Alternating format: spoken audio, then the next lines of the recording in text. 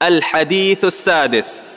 عن أبي عبد الله النعمان بن بشير رضي الله عنهما قال: سمعت رسول الله صلى الله عليه وسلم يقول: إن الحلال بين وإن الحرام بين وبينهما أمور مشتبهات لا يعلمهن كثير من الناس، فمن اتقى الشبهات فقد استبرأ لدينه وعرضه، ومن وقع في الشبهات وقع في الحرام.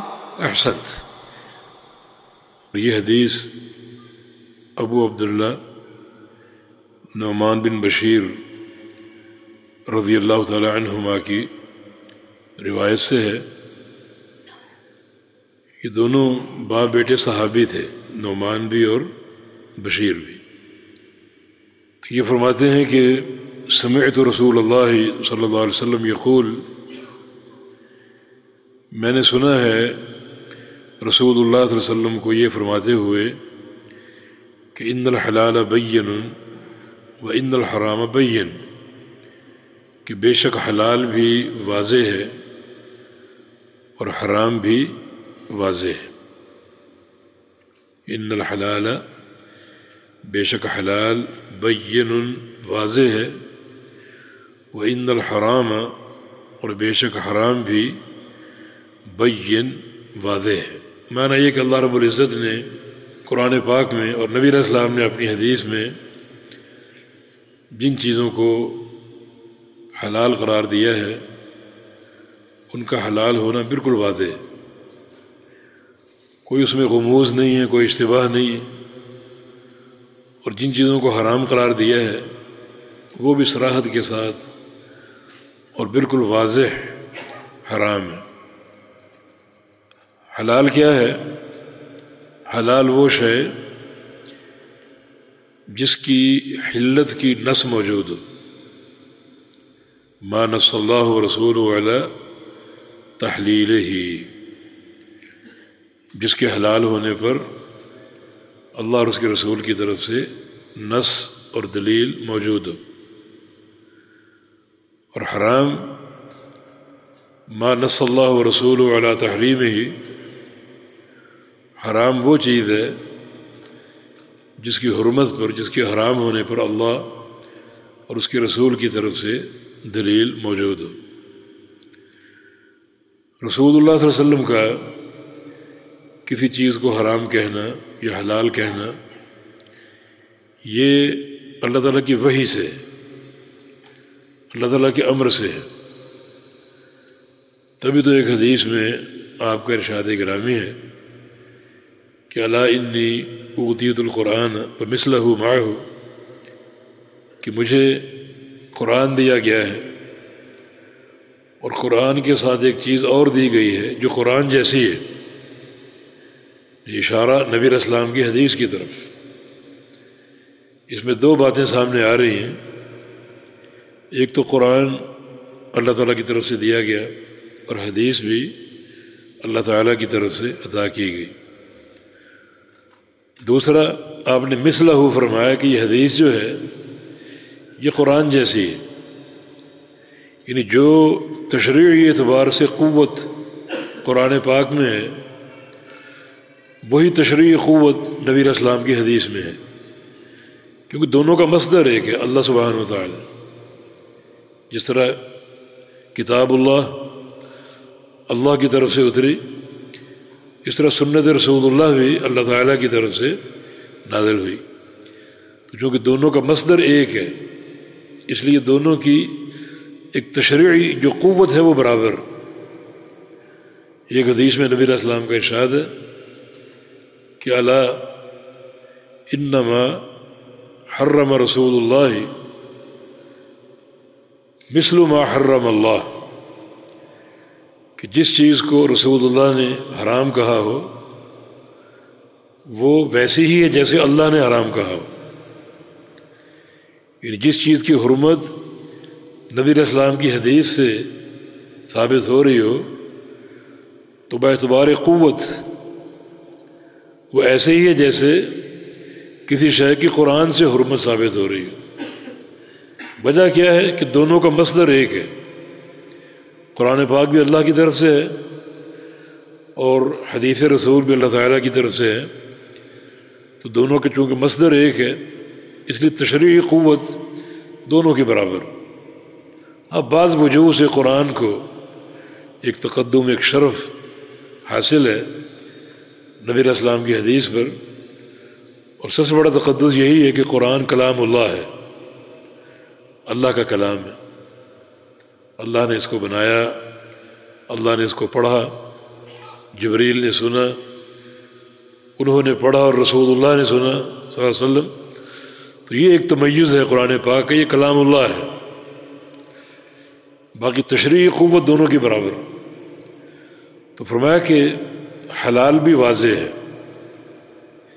اور حرام بھی واضح ہے.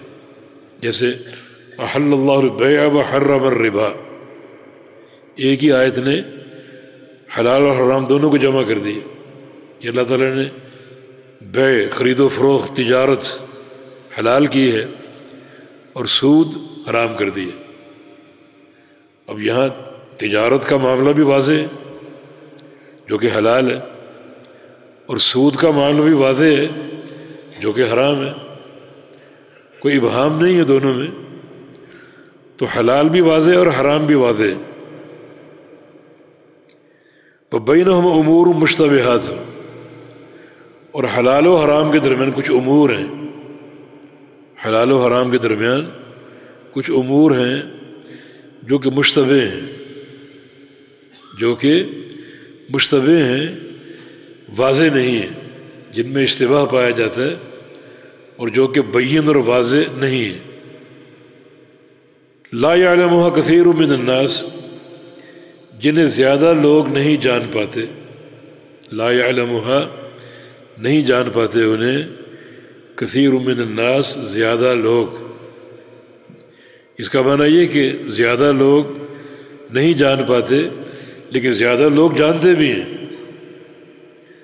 آپ نے یہ نہیں فرمایا کہ اس کو سبھی نہیں جانتے. کچھ لوگ نہیں جانتے، کچھ جانتے بھی ہیں. وہ جو امور مشتبہ ہیں جو واضح نہیں ہیں انہیں بعض لوگ نہیں جانتے لیکن بعض لوگ جانتے بھی ہیں. اس کا معنی قرآن پاک میں کوئی اشتباہ نہیں. ہاں، اشتباہ ہمارے فہم میں ہو سکتا ہے، ہماری عقل میں ہو سکتا ہے، تردد ہو سکتا ہے کہ یہ چیز حلال ہے یا حرام ہے، میرے ناقص علم کی بنا پر یا ناقص فہم کی بنا پر. بعض اوقات ایک مسئلہ ایک حدیث سے ہوتا ہے اور حدیث کی صحت میں تردد ہوتا ہے کہ یہ حدیث صحیح ہے یا ضعیف ہے. تحقیق جاری ہوتی ہے، یہ صحیح ہے یا ضعیف ہے. ایسا اشتباہ ممکن ہے. شیخ البانی رحمہ اللہ، محدث العصر، ایک حدیث کے بارے میں فرماتے ہیں کہ اس کی صحت مجھ پر ظاہر نہیں ہو رہی تھی. ایک راوی کا معاملہ کھل نہیں رہا تھا کہ یہ ثقہ ہے یا ضعیف. میں اس راوی کو تلاش کر رہا تھا، بالآخر مجھے مل گیا وہ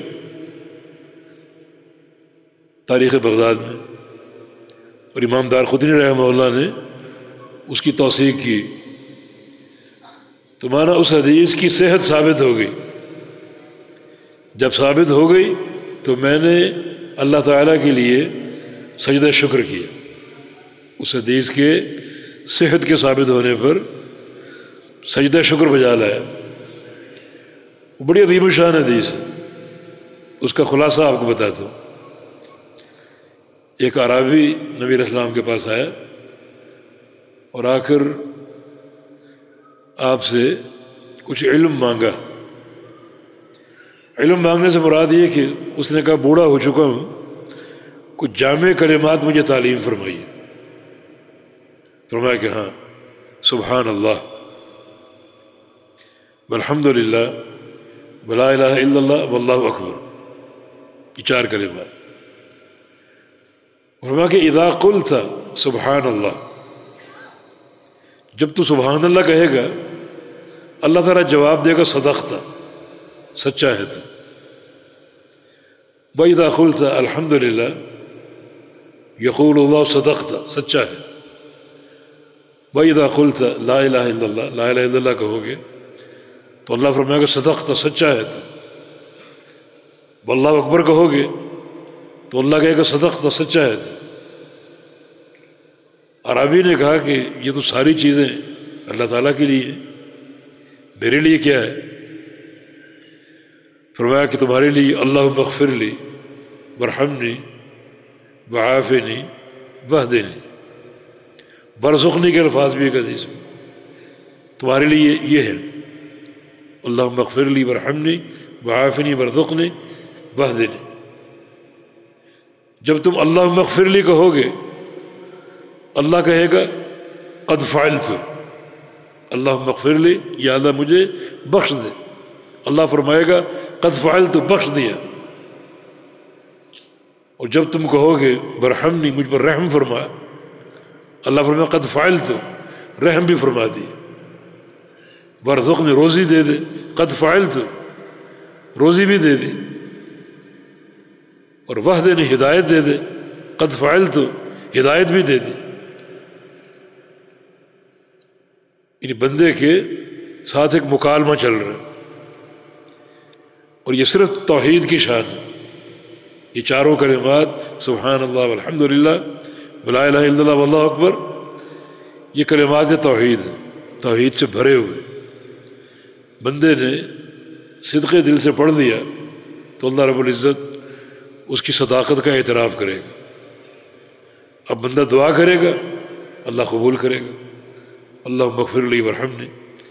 تو شیخ فرماتے ہیں کہ اس حدیث کی صحت مجھ پر منکشف نہیں ہو رہی تھی، ایک راوی کے احوال معلوم نہیں ہو رہے تھے، بالآخر تحقیق جاری رہی اور مجھ پر وہ راوی واضح ہو گیا، وہ ثقہ ہے۔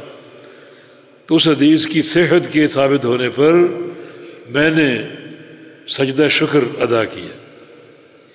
یہ کلام ان کا سلسلہ احادیث صحیحہ میں موجود ہے۔ تو یہ جو ہے نا امور مشتبہ، حلال بھی واضح ہے، حرام بھی واضح ہے، اور حلال و حرام کے مابین کچھ امور مشتبہ ہیں، واضح نہیں ہے کہ حلال ہیں یا حرام ہیں۔ سب پر نہیں، بہت سے لوگوں پر واضح نہیں ہوتے، لیکن بہت سوں پر واضح ہوتے بھی ہیں۔ یہ فہم میں تفاوت ہے، کسی کا فہم اونچے درجے کا، کسی کا ہلکے درجے کا۔ اب ہمارے سامنے مسائل کی 3 قسمیں آ گئی۔ ایک ہے وہ حلال جو واضح ہے، دوسرا وہ حرام جو واضح ہے، اور تیسرا وہ امور جو مشتبہ ہیں۔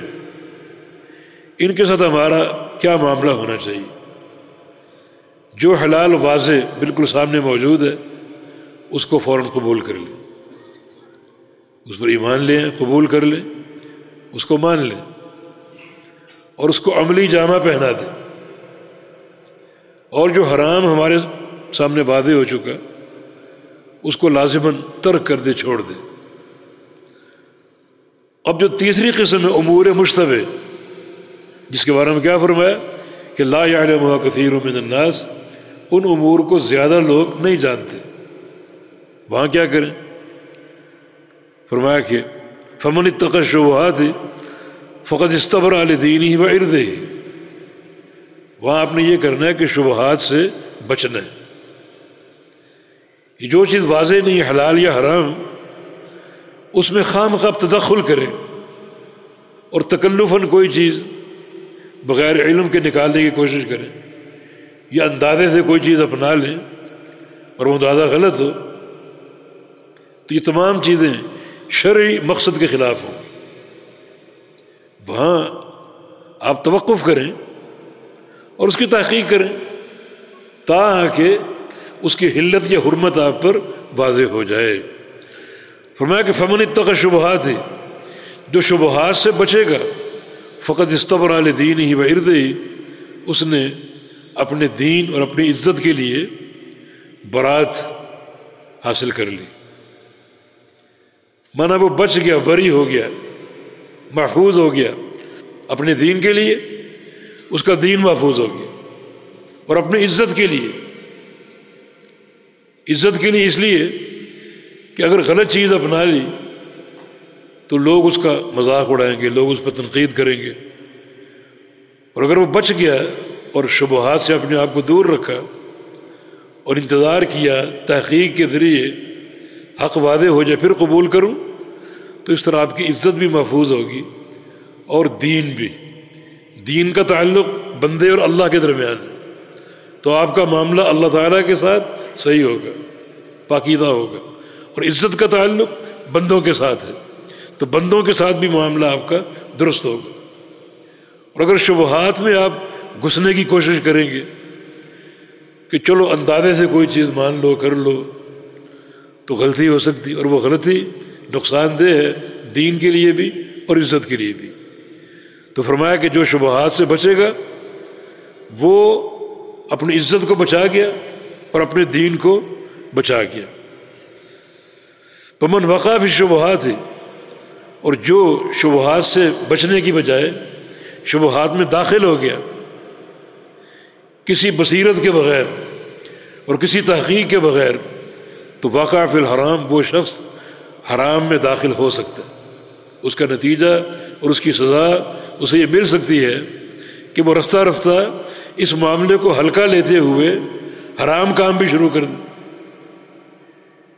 ایک شبہ دوسرا شبہ وہ اختیار کرتا گیا تو شبہات کا معاملہ اس پر ہلکا ہو جائے گا، اور پھر وہ اتنا ہلکا ہوگا کہ آگے چل کر حرام کام کے معاملے بھی اس پر ہلکے ہوتے جائیں گے، اور وہ حرام بھی بے دریغ استعمال کرنا شروع کر دے گا.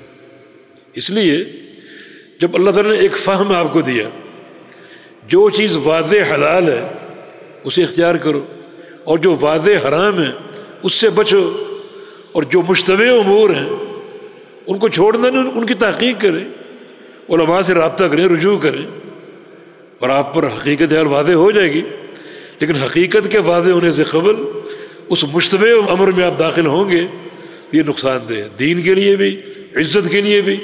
اور تیسرا نقصان یہ ہے کہ بندے پر وہ معاملہ ہلکا ہو جائے گا، اور پھر وہ بے دریغ حرام کاموں کو بھی شروع کر دے گا.